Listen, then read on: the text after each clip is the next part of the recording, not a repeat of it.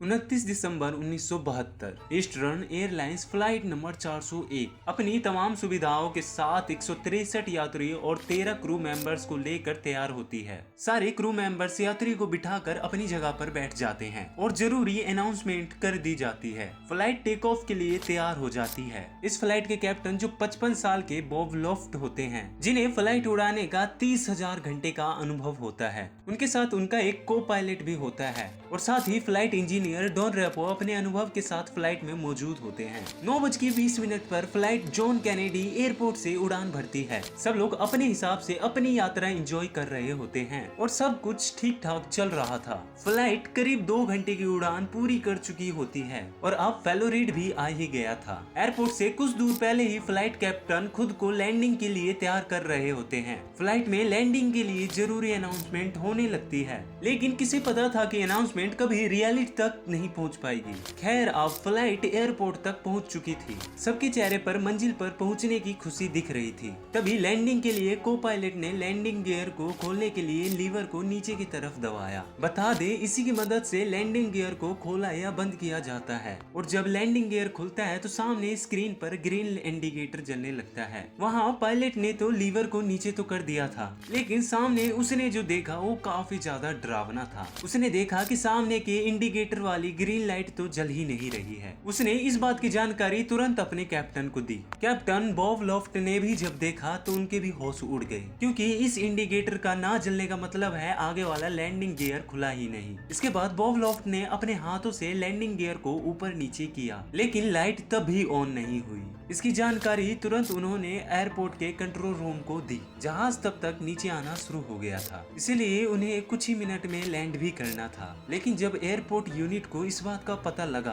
तो उन्होंने तुरंत कैप्टन को कहा जहाज को 2000 फीट की ऊंचाई पर ले जाइए और फिर उसे ऑटो पायलट मोड पर डालकर खुद चेक कीजिए कि आगे की लैंडिंग गियर के साथ क्या हुआ है। जैसे ही कंट्रोल रूम की सलाह थी, वैसे ही डरे हुए पायलट ने वैसा ही किया। जहाज को 2000 फीट की ऊंचाई पर ले जाकर उसे ऑटो पायलट मोड पर डाल दिया। इसके बाद जहाज का इंजीनियर कैबिन में पहुंचते हैं और इंडिकेटर को देखते हैं। उन्हें लगता है शायद इंडिकेटर ही खराब हो गया है, इसलिए उन्होंने पूरा इंडिकेटर खोल के चेक किया। वो बिल्कुल सही था। इसके बाद उन्होंने प्लेन का वो बटन दबाया जो हर लाइट ऑन होकर ही बताती है कि सब कुछ सही से काम कर रहा है, लेकिन इस बार भी वो ग्रीन लाइट नहीं जली। इसके बाद प्लेन के कैप्टन ने इंजीनियर को प्लेन के बॉटम वाले कैबिन में जाकर वहां से आगे के लैंडिंग गियर को देखने के लिए कहा। इंजीनियर तुरंत प्लेन के बॉटम कैबिन में पहुंच चुके थे। इधर 10 मिनट का समय बीत चुका था और प्लेन ऑटो पायलट मोड में था और साथ ही वो धीरे धीरे नीचे भी आने लगा था, जिसका होश किसी को भी नहीं था। इधर इंजीनियर ने जो देखा वो असल में मौत थी।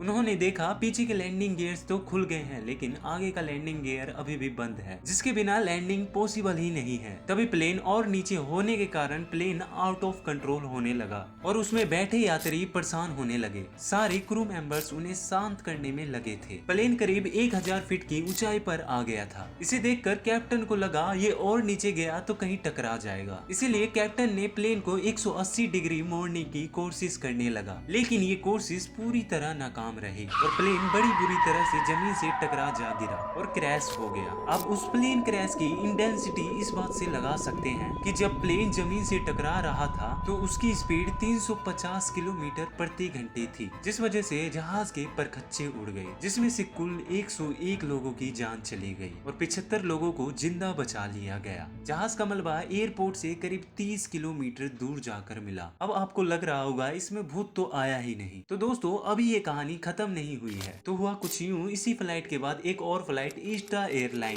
फ्लाइट 3 स्टार 318 भी न्यूयॉर्क से मियामी के लिए उड़ान भरती है। उड़ान भरने के बाद फ्लाइट की होस्टेस सारे यात्रियों की सुविधा को ध्यान रखते हुए फूड स्टोर की तरफ जाने लगती है, लेकिन जैसे ही उसने ओवन से कुछ निकालने के लिए अपना हाथ ओवन की तरफ बढ़ाया तो उसके सामने डरावनी सी शक्ल थी, जिसकी आंख हिल रही थी। ये देखकर मैरी चिल्लाना चाहती थी, लेकिन उसकी आवाजें ही नहीं निकल रही थी। उसे लगा ये उसका वहम है, लेकिन उसने ओवन की तरफ दोबारा हाथ बढ़ाया तो वो चेहरा फिर से सामने आ गया और अपने होठ हिलाकर वो कुछ कहने की कोशिश कर रहा था। मैरी तुरंत वहाँ से डर के भाग गई और ये सारी बातें फ्लाइट इंजीनियर से जाकर कहने लगी। इंजीनियर को ये बात पहले तो मजाक लगी, लेकिन जब वो मैरी के साथ फूड स्टोर तक गया तो उसने भी वहाँ वही देखा जो मैरी बोल रही थी, एक डरावना चेहरा जो कुछ कहने की कोशिश कर रहा था। इस बार उस चेहरे से आवाज आ रही थी, वो चेतावनी दे रहा था कि कुछ ही देर में इस फ्लाइट में आग लग जाएगी। इतना कहने के बाद वो चेहरा वहाँ से गायब हो गया। मैरी को ये सब कुछ समझ में नहीं आया, लेकिन इंजीनियर ने उस चेहरे को पहचान लिया था। जी हाँ, वो चेहरा था फ्लाइट 401 में मारे गए डॉन रैपो का। जब मैरी और फ्लाइट मैनेजर ये बात बाकी क्रू मेंबर्स को बताई तो उन्हें इनकी बातें बकवास लगने लगी, लेकिन इसके तुरंत बाद फ्लाइट के कैप्टन को लगा इंजन ठीक से काम नहीं कर रहा है, इसलिए उन्होंने फ्लाइट को वापस से मोड़कर मैक्सिको से फ्लाइट को न्यूयॉर्क की तरफ ले गए, जहाँ फ्लाइट को लैंड करवाने के लिए एयरपोर्ट पर सभी पैसेंजर्स को वेट करने के लिए कहा गया। इसके बाद इंजन को रिपेयर किया जाता है। इसके बाद उसे चेक करने के लिए फ्लाइट को बिना पैसेंजर्स के साथ उड़ाया जाता है, लेकिन इस जहाज ने जैसे ही उड़ान भरी वैसे ही इसके लेफ्ट साइड के इंजन में आग लग गई, जिसे देख लोगों के होश उड़ गए। मैरी और फ्लाइट इंजीनियर को सिर्फ डॉन रैपो की बात याद आ रही थी और इसके बाद सारे क्रू मेंबर्स को यकीन हो गया मैरी जो कह रही थी वो सही था और अगर वो इस फ्लाइट में बैठे रहते तो सारे क्रू मेंबर्स और पैसेंजर्स मारे जाते। इसके बाद उस फ्लाइट को द गोस्ट फ्लाइट 401 के नाम से जाना जाने लगा।